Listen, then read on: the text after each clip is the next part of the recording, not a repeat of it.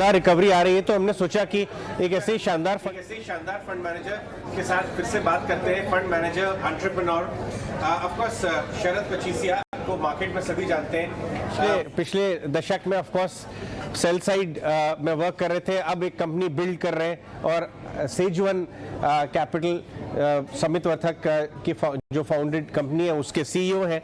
तो आज हमने सोचा कि अपने शो में एक स्टॉक पिकर एंगल से लेके आते हैं एक फ्रेश वॉइस को। शरद, ईटी नाउ संदेश पे आपका बहुत बहुत स्वागत है।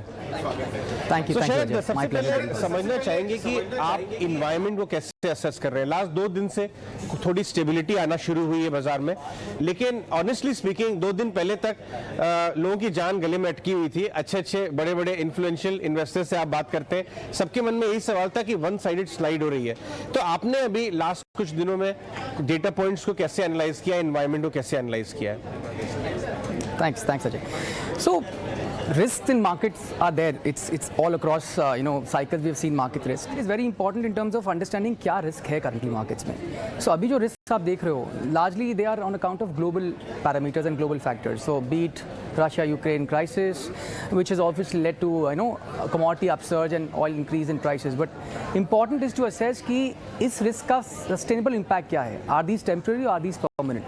In my assessment, in our assessment as an organization, we believe ये सब जो risk है, Ajay, these are purely which is going to have temporary impact on economy in general or few sectors, but not for all the sectors as a whole. Right. So important is how well you analyze individual businesses. उनका क्या impact है? Is this temporary or structural? And that will help you decide in terms of selections of stocks.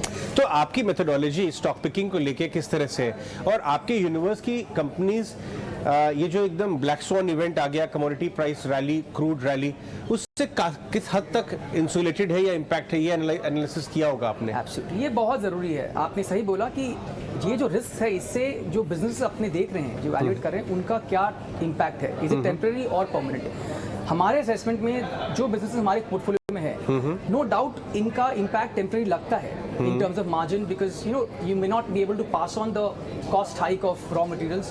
But one good part is across the board we realize that the volume growth, which is the true indicator of demand, volume growth of companies is not going down. Companies are not in the position of not selling; they are able to sell. Right. And therefore, with current assessment, we believe that एक fundamental जो thesis है वो intact है for the next 3 years.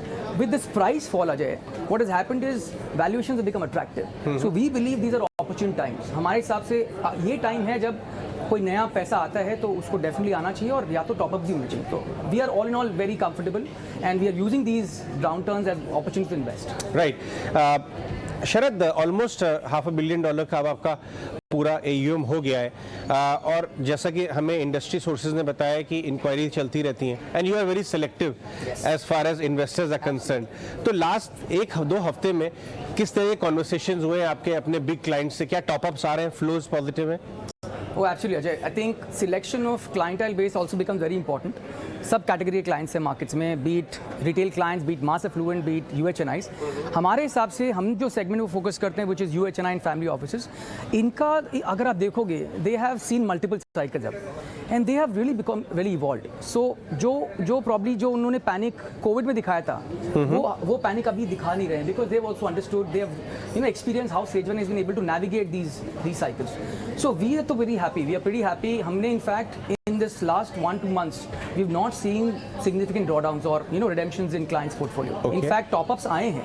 Clients are using these opportunities to allocate more, which I think is a healthy sign, because eventually the behavior of client overall is changing, which is a very very good and positive. मुझे आप ये भी बता रहे थे कि usually आप 4 से 8 वीक्स का टाइम लेते हैं जब भी फ्लोज आते हैं डिप्लॉय करने का. Yes. लेकिन इस करेक्शन के पीरियड में आपने अपना डिप्लॉयमेंट का प्रोसेस भी स्पीड अप किया है, क्योंकि आपका वैल्यूएशन अट्रैक्ट कर रहे हैं. थोड़ा उस पर एक्सप्लेन करिए. See, Ajay, at present situation, whenever we have new funds to deploy, we look from here on for the next 3 to 4 years.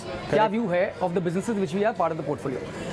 आज के टाइम पे, एज आई सेड अर्लियर, हमने सब कंपनीज के एनालिसिस की हैं, and we believe that most of the companies जो part of the portfolio, that long term fundamentals looking very attractive and intent. अब उस बीच में अगर प्राइस फॉल हुए हैं और वो जो भाव जो आए हैं वो अगर बहुत अट्रैक्टिव है, तो why not deploy immediately and why to wait for further correction. See, no one can time bottom, right?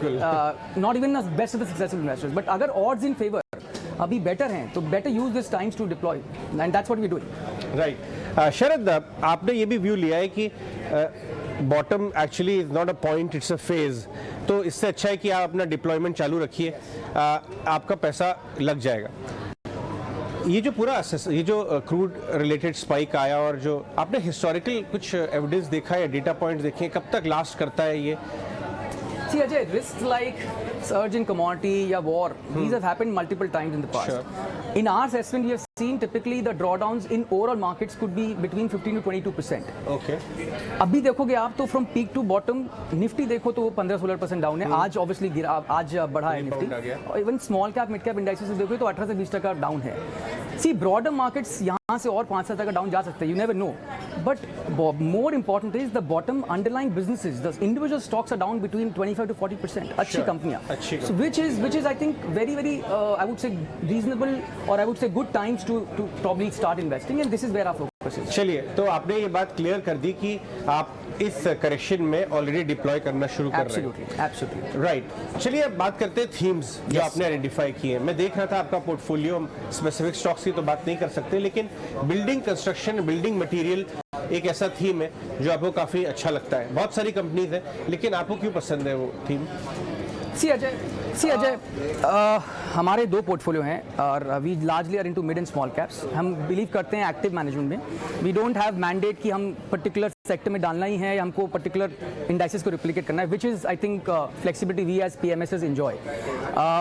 C in our assessment, building materials is a sector which is catering to what? Which eventually is benefiting from sector tailwinds from infrastructure.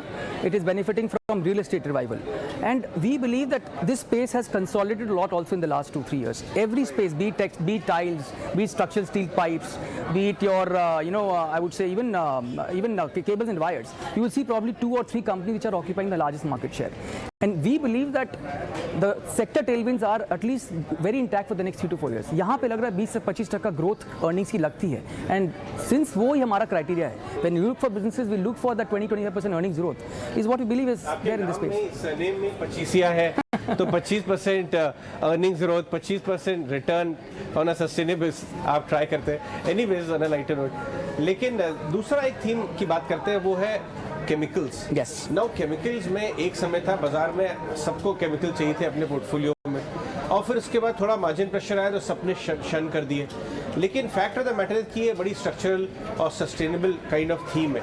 आपको क्या अच्छा लगता है इसमें? कुछ complex chemistry place हैं जो आपने ले रखे हैं? ना, आपने सही बोला Jai, chemical as a space is very huge, and within chemicals also आप बाइफिकेट कर सकते हो। सो हमारा फोकस टिपिकली रहता है उन केमिकल कंपनी को खोजना जहाँ बेसिकली वो स्पेशलिटी हो, वो कमोडिटी केमिकल्स नहीं बना रहे हो, और जहाँ पे they have the pricing power कि अगर कॉस्ट बढ़ा है तो they can pass on the price, the cost hike in maybe couple of quarters.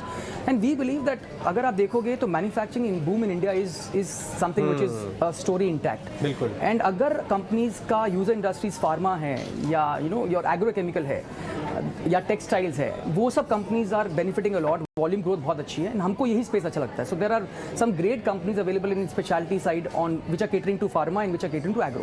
That is what are the larger portion of Sharad, real estate stocks में भी एक short love affair हुआ था मार्केट का, उसके बाद जब करेक्टिव फेज आया सबने अबैंडन कर दी वो स्पेस, लेकिन आपको लग रहा है कि रियल एस्टेट में स्ट्रक्चरल अपॉर्चुनिटी है, specially metro centric strong pedigree वाले बैलेंस शीट्स को अगर आप देखें तो उसमें क्या लगता है? बिल्कुल Ajay, I think real estate as a sector काफ़ी इवॉल्व हुआ है, एंड स्पेशली अगर आप देखोगे रेरा जब आया था उसके बाद this space has actually led to consolidation, huge consolidation. There are metro specific players which are there. हमारा असेसमेंट यही है कि opportunity in India is thriving, lot of demand for housing is there now, and with this consolidation which is there, and probably after 10 years we have seen probably 10 साल हमने real estate की price hike देखे नहीं है, but income levels have gone up. So with that thing we believe that players, domestic players and especially metro city players like say for example Godrej Properties or even a Century Textile which is also into real estate, they should benefit, and that is why we are investing in one of or two of them. Yes.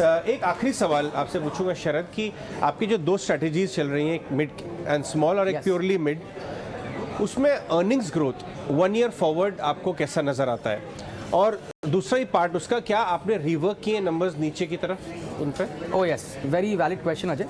सो हमारी जो team है अजय, जो Samit and the entire team which does research work, उनका day in day out काम यही है to keep assessing the companies which are part of the portfolio. Are those companies meeting our thesis? Right. So you rightly mentioned in the small cap portfolio which is called SSP for SageOne, our endeavor, हम चाहते हैं जो company हम उसमें invest करते हैं उनका कम से कम अर्निंग्स ग्रोथ 3 साल और या लेस देन 3 years डबल होना चाहिए। Right. और जो SCP है which is mid and small cap, वहाँ पे अपना फोकस रहता है identify companies where the earnings growth is at least doubling in 3 to 4 years। Right. And we have done after this quarterly numbers, हमने असेसमेंट किया सभी कंपनीज में, वेयर एवर वी फेल्ट कि अर्निंग्स ग्रोथ मेंटेन रहेगी या in fact better होंगी, वहाँ पे एलोकेशन बढ़े हैं, और जहाँ पे लगा थोड़ा कम होंगी वहाँ पे एलोकेशंस कम हुए हैं। सो ये तो रेगुलर रिटर्न्स तो अर्निंग्स ग्रोथ के स्लेव्स होते हैं। एब्सोल्युटली। आई थिंक शरद, आज हमारे स्टूडियोज में आने के लिए बहुत बहुत धन्यवाद। My pleasure Ajay. Mansi and Dimpy, ये थे शरद पचीसिया, बता रहे थे अपना इन्वेस्टिंग स्ट्रेटजी और कैसे वो 25% अर्निंग्स के आगे वाली कंपनीज को फिल्टर करके अपने पोर्टफोलियो का पार्ट बताते हैं। और वो कह रहे हैं कि गुड प्राइसेस और ये एक साथ नहीं आते हैं, good prices and good sentiment. तो प्राइसेस अच्छे हैं, सेंटिमेंट खराब है, इन्वेस्ट करना चाहिए। बिल्कुल, काफ़ी इंटरेस्टिंग कन्वर्सेशन थी। हम सब बहुत बहुत गौर से भी सुन रहे थे और ये भी चीज़ समझ भी रहे थे कि कैसे एक डिसिप्लिन रखना चाहिए जब मार्केट के अंदर इस तरह के एबनॉर्मल गेन्स या एबनॉर्मल फॉल आपको मार्केट के अंदर आए। और शरद काफ़ी अच्छे से उसको बता भी रहे थे कि कंपनीज की उनकी स्ट्रेटजीज क्या रहती है और वो कैसे इस पे आगे बढ़ते हैं। बहुत बहुत शुक्रिया आपका शरद, आज कार्यक्रम में जुड़ने के लिए। अजय हमारे साथ अभी जुड़ जाएंगे, लेकिन खैर इस बीच 330 अंकों की बढ़त के साथ आज निफ्टी ने एक ही दिन के अंदर ना केवल 16,200 पार किया, 16,300 पार किया। और कोई बड़ी बात नहीं है कि आज क्लोजिंग में जिस तरह का डेरिवेटिव